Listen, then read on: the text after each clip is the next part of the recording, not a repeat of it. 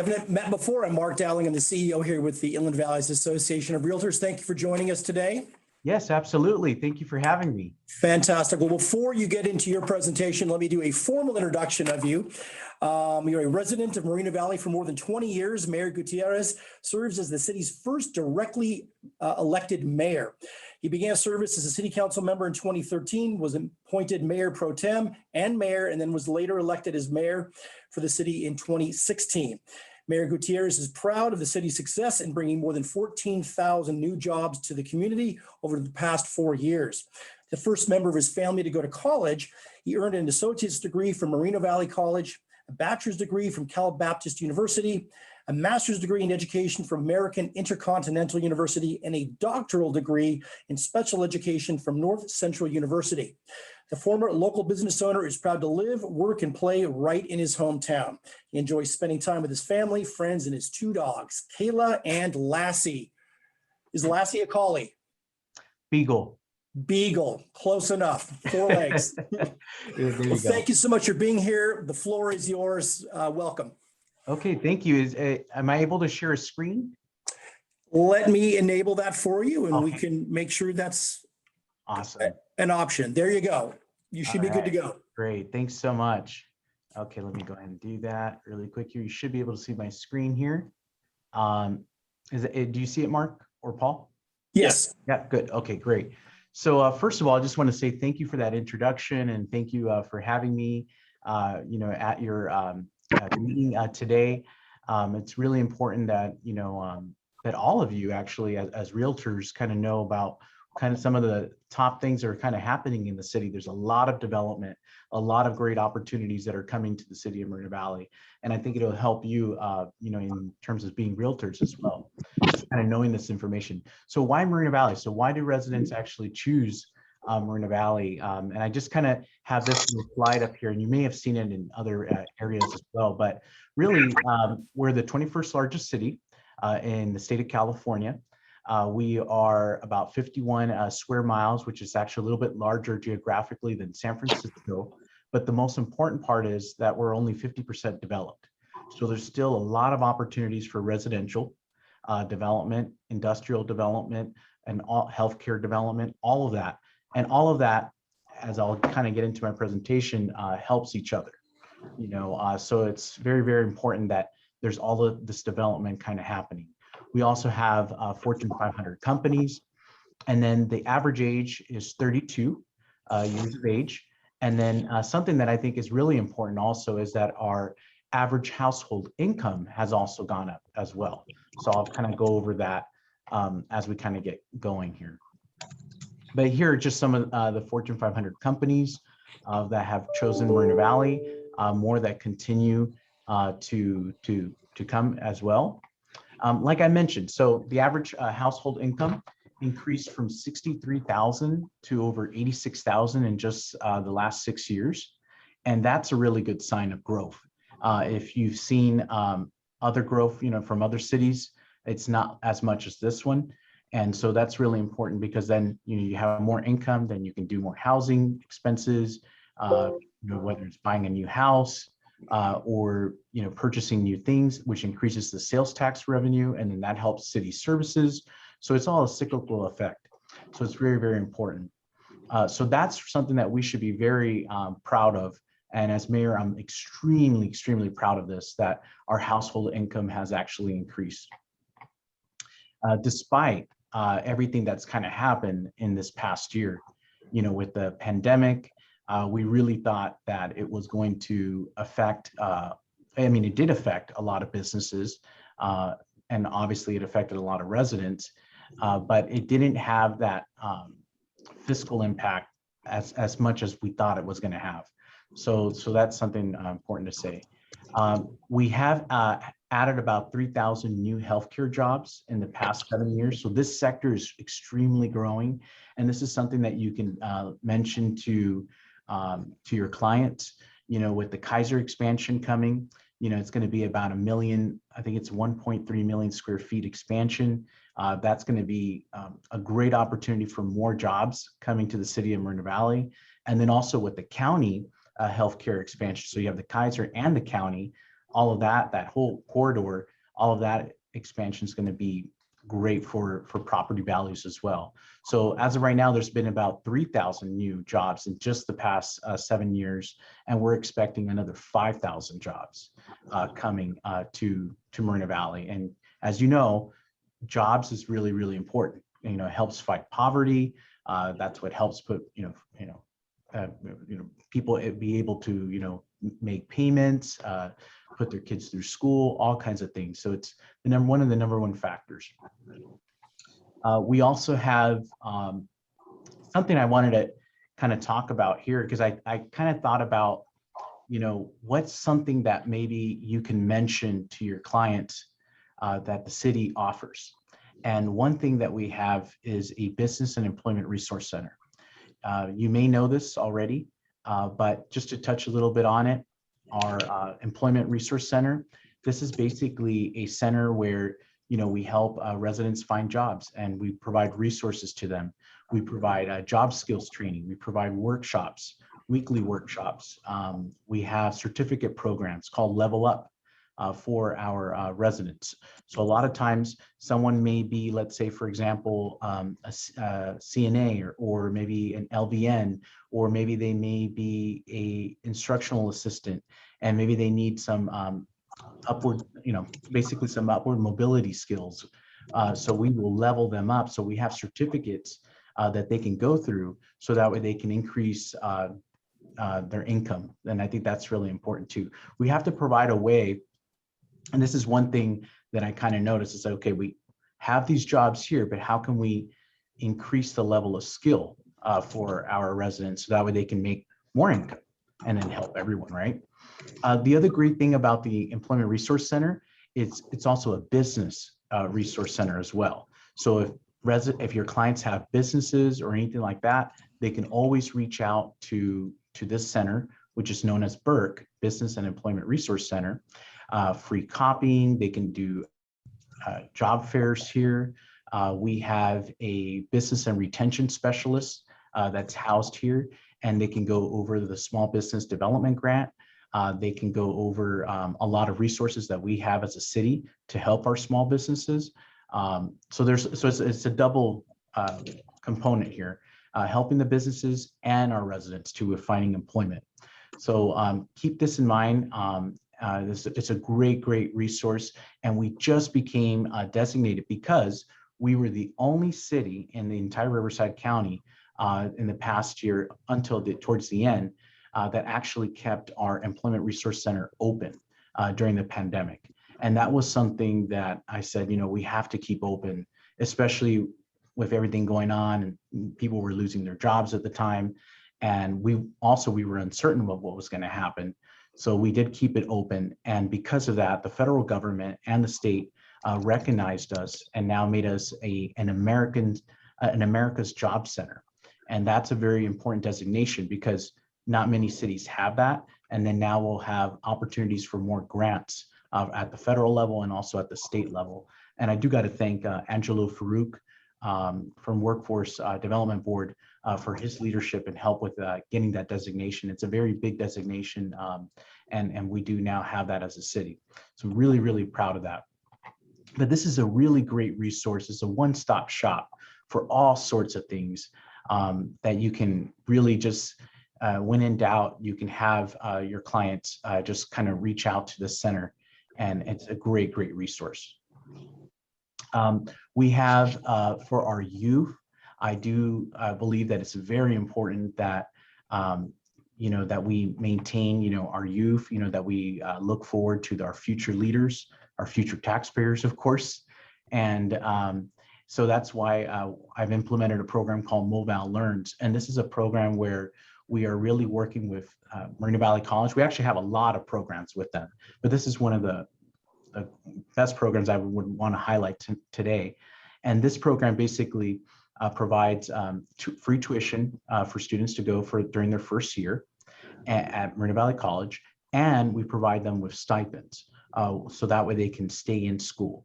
So instead of learning versus earning, because a lot of times students have to drop out because of work or something like that, or reduce their hours, or reduce the coursework because of work, they can actually do both. So they can go to school and earn. So it's basically mobile learns or mobile earns, and you can earn while you learn. So this is a phenomenal program that we actually received seed funding from the Bloomberg Foundation. We were actually chosen because of the idea, only 30 champion cities. So there was like thousands of cities that applied to receive this funding. And there were only 30 champion cities. And so Moreno Valley was one of the champion cities. And so we received that funding for the first year, and then we were able to carry on the program. So the program right now helps about 80 students, and we help with the Promise Initiative, we help about 500 students. So that's a separate program. But so there's a lot of opportunities. If your clients have youth that are maybe going to college, let them know about the Mobile Learns program and how we're really here to help our youth. And I know that's important because a lot of times when people are looking to move to a city, they're looking to see, okay, well, what's the education level like? How are the school districts, right? How is all that going? And then are there any programs to help my kids? As far as the homeless, we are constantly concerned about that. As mayor, I've really wanted to tackle this on. And so I created a program called Homeless to Work program. And this is in partnership with Salvation Army. Actually came about from New Mexico. The former mayor actually, no, was it? Yeah, I'm sorry, it was El Paso. Yeah. So he basically, he came up with the program and I learned about it. And we've decided to basically pilot it here. And it's been very, very successful in helping some of our homeless. And it's basically a 90-day program with the Salvation Army in cleaning up and beautifying the city. And then what we do is, if they do a great job, we partner them up with another business so that way they have a full-time job.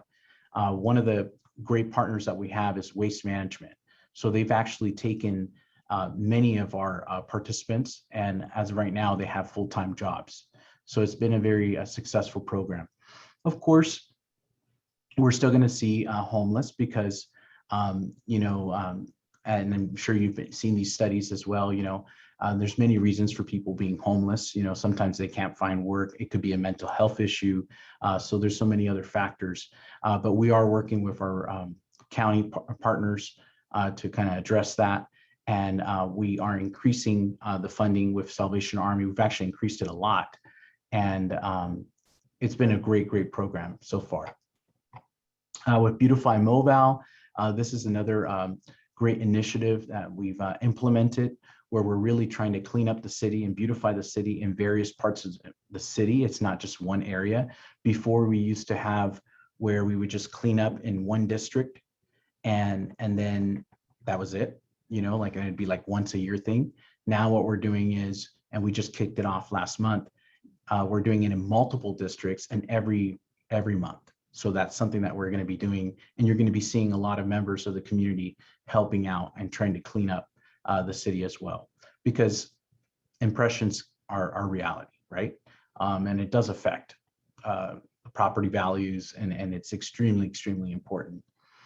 We've also tailored some of our approaches to, like the funding, so that way we make sure that our special districts, are keeping up with the landscaping. That's very important. And so, we're just working together with everyone to address this part too.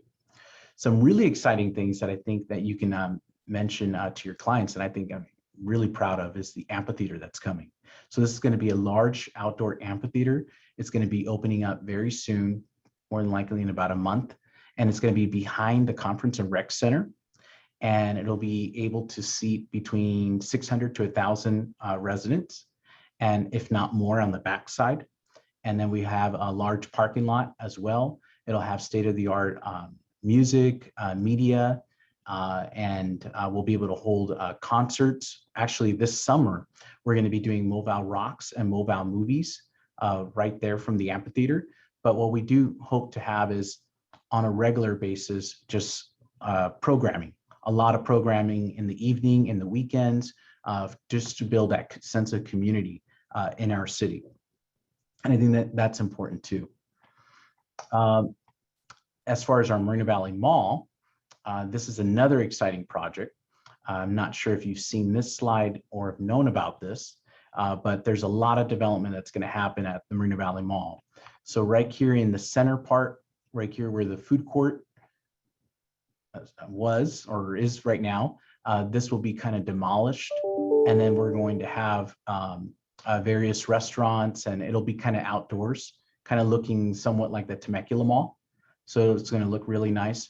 The owners are still going to keep the main part of the mall back here. And then back here, this is where the Gottschalks is, or the old Gottschalks, or the Harris was, and the backside of I think it's called Round One, right there. So all these will be outdoor retail, right here as well. And then there'll be a hotel right over here on this side. And this is where the old Sears building was, right here as well. So there's going to be a lot of development going on. This will be a little bit of office over here. And they're trying to make that mix of, outdoor, indoor mall, because that's kind of where it's trending. So that's really good news. Also, some very exciting news, and not many cities have this. We have a town center coming. Lewis Homes and Development, they're actually working on this project. It's a public-private partnership in the sense that we as a city had the land, and so we're working with them to get this project up and running. And it's going to be a great project. We're going to have like a center plaza kind of going in, some hospitality, hotels, retail. We'll also have some civic uses as well, a police station. We'll have an innovation center. So part of the public-private partnership is that they will build us a innovation center of 40,000 square foot facility where we'll be able to do 3D printing, just all sorts of things for our youth, training center as well. So a lot of great opportunities. And I couldn't find the other pictures, but this is a pretty good one here. Just kind of going in. You can kind of see it'll say town center, and we're going to have a district that'll just be for murals and artwork. So it'll be a walking path also for residents as well. And they're super excited. I'm super excited. I know a lot of residents are about this. And so there's just going to be a lot of development coming along. I do want to mention, before I mention the industrial side, that there's also going to be a lot of residential growth. In fact, right now we have about 2,600 residential units still, under construction right now. And then we also have about a large project coming up on the east end of town that'll be about 600 homes. And that's going to be a really nice project there. And that's going to be between Cottonwood and Merino Beach. And then we're also putting a beautiful community pool that'll be accessible to the public. So that was part of the development agreement that we have with the developer. So that'll be accessible to the public, and it's going to be an Olympic-sized pool. So there's a lot of great things happening. As far as on the east end, we have the World Logistics Center, which was approved about 6 years ago. I believe so. It was about 6 years ago. There were lawsuits. Many of the lawsuits were settled. And so now I believe the developer is now starting to start the process to kind of get this developed. And that's going to be 2,600 acres of land, 20,000 jobs of industrial development, and also office and executive businesses as well that will be able to be housed there as well. And that's important because if we have jobs here, in our city, that'll shorten the commute. That will, I think, increase property values. I mean, you look at the city of Irvine, and all of these great successful cities, at least this is what I've seen when I've gone to conferences as mayor, is that one of the biggest things that they have is jobs. So the more jobs that you have in a city, it's going to benefit everyone.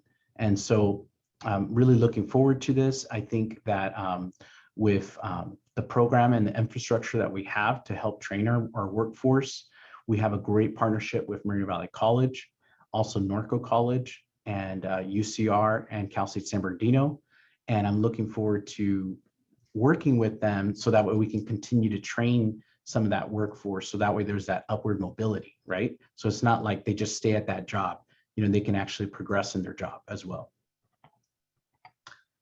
I do want to, there's a lot of, like I mentioned, there's a lot of great things, but I just wanted to highlight a few items and then open it up to maybe there's questions, seeing if there's anything I can answer. Please follow us. Have to put this in on Twitter. Also, we have our city link. If you go to moval.org, you can follow us there. And we also provide regular updates. I think it's very helpful to do that, because then you know what's kind of happening, and then you can just translate that to your clients. And then we also Facebook as well. I think that's important too. So it's kind of important to get that information from the source there. And with that, I'd like to see if there's any questions and see how I can help out. Indeed, Mr. Mayor, thank you. We do have a few questions for you. Sure. So let me kind of bundle a couple of the questions together that have to do with traffic and circulation within the city. Obviously, Moreno Valley is growing, both on the residential side and on the commercial side. The tension, obviously, with logistics is truck traffic. And how is the city addressing some of the traffic issues? I mean, clearly the 215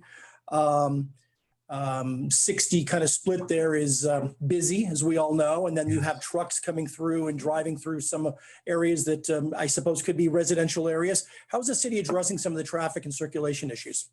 Yeah, well, you know, going back to the 215/60, I think ever since I was a kid, you know, Yeah. it's been like that. And then I remember they were doing construction, and I think this was in the early 90s and then the late 90s, and then it's still the same, right? You know, if not probably worse. But, you know, as far as, you know, so the freeways, you know, that's something that, you know, Caltrans oversees and RCTC with funding. But one of the things we're doing in the city is we've established truck routes that we've done and really enforced them too.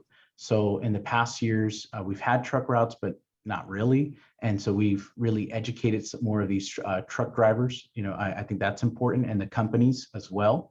And just starting from the very top and letting them know so that way they can train their workers. That's the first start.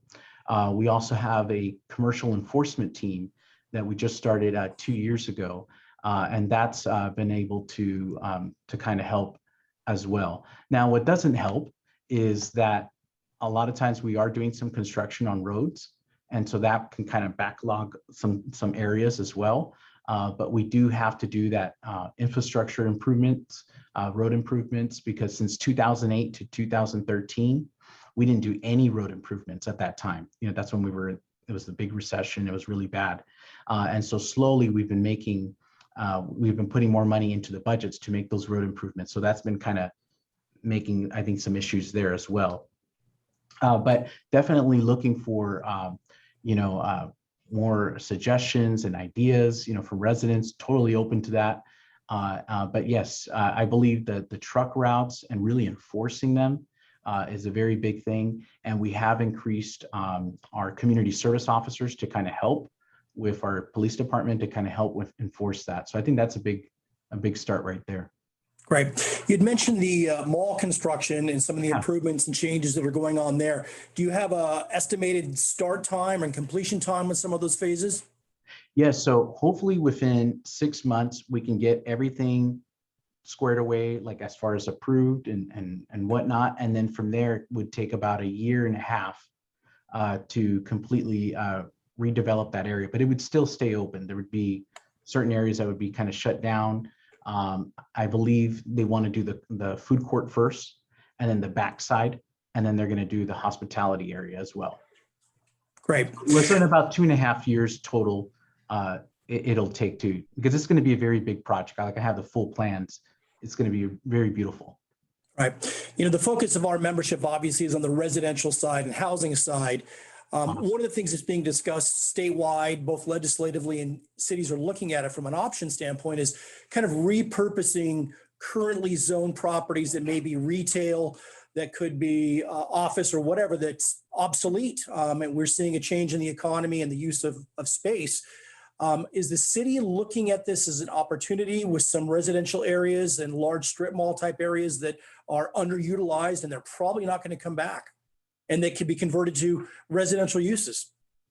Yes, we're always looking at that. And I know that there's been some talk, as far as the state level, anything that, that can kind of help, especially if we know that that area is not going to be redeveloped. I mean, we don't want something that's going to be blight, right? That's going to just be sitting there. So we're definitely looking into those areas and really trying to do RFPs as well, requests for proposals. That's actually what we did with the town center. We had that land that was just vacant there and just filled with weeds. And we said, you know what, are there any companies out here that would want to partner with us and maybe develop this, and we can enter into a public-private partnership. We own the land, but there'll be a partnership here. And that's actually how we got Lewis Homes to help us develop that town center. So we're definitely looking forward to more partnerships like that too. Great. One of the challenges with, particularly in the last year, with home values going up 15 to 20%, is just the affordability issue. Yes.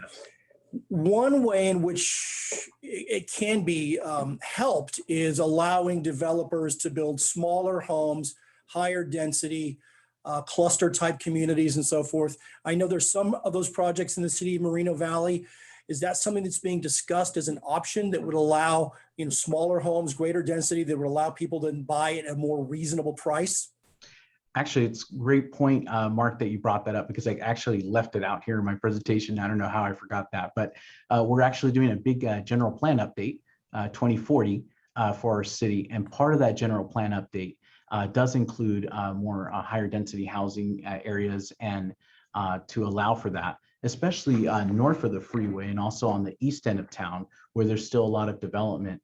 And so I have always been, pro-growth, pro-development, and I think that will be very helpful to us, because a lot of times people, the younger people, and it could be maybe even older folks as well, they don't want a big large house.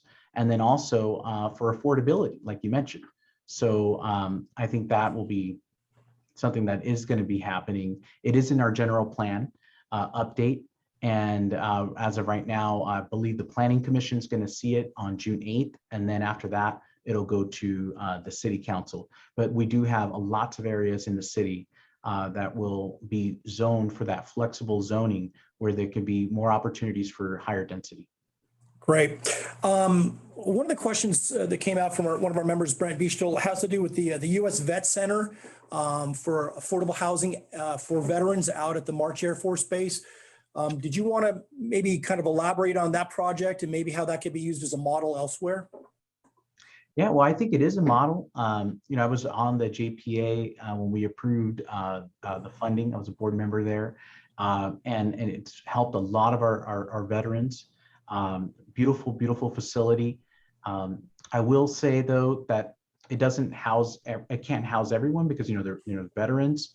So we still got to figure out a way to help the other homeless folks, and that's where we're really working with our sheriff's department.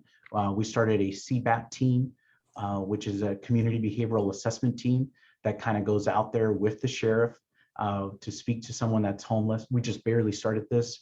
So, we're doing a lot of innovative things that, in our city to try to combat the homelessness issue that we have. But yes, it's a great, great center. It's wonderful. I don't know what I could say about it, but it's there. It's really there to help. But like I said, unfortunately, it doesn't help everyone, and so we got to figure out another way as well. Great.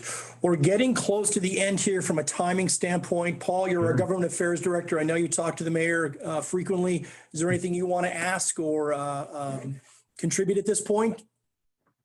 I'm not actually. I think Mayor Gutierrez, you've covered some good information about what's happening in the city. Mark mentioned the possible conversion of some underutilized commercial property.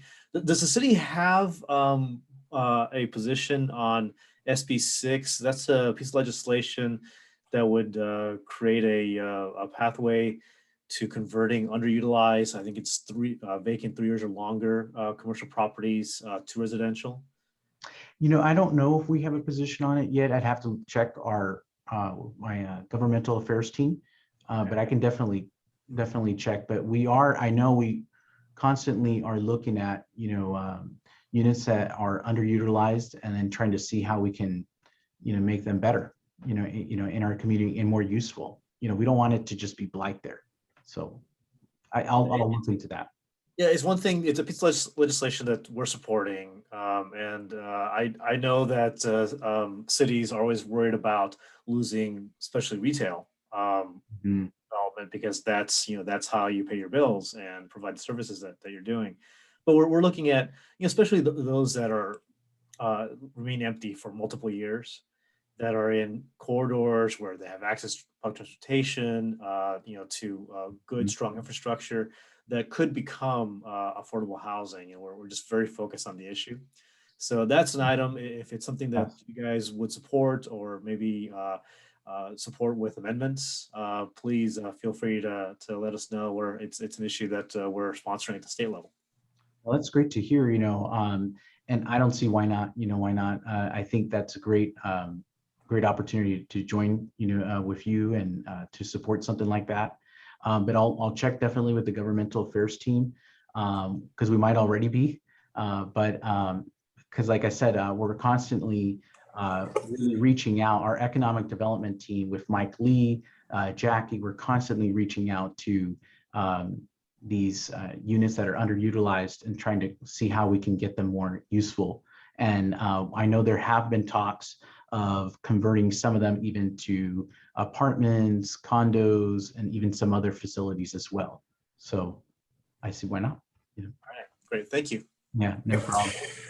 Well, thank you so much, Mr. Mayor. I appreciate your time today and your support of our community. Before we let you go, if there's a way in which you can send your PowerPoint to Paul, for example, we will then post it on IVAR's website along with the video of your presentation today. That'd be great. Would you be able to do that? Yes, absolutely. And what I'll do too is I'll put my contact information here in the chat box. Great. If you guys have any more questions, just feel free. I'm always accessible. I just want to make sure our community succeeds and continues to succeed. So I'll leave my contact information here, and then you could reach out to me. Very good. Okay, thank you again. I appreciate everybody's participation, including, and then most importantly, the mayor. And we are now officially done with this meeting. Looking forward to everybody participating in next month's meeting. Stay safe, and we'll see you all next month. Thank you. All right, Thanks, take care. everyone. Thanks, Mayor.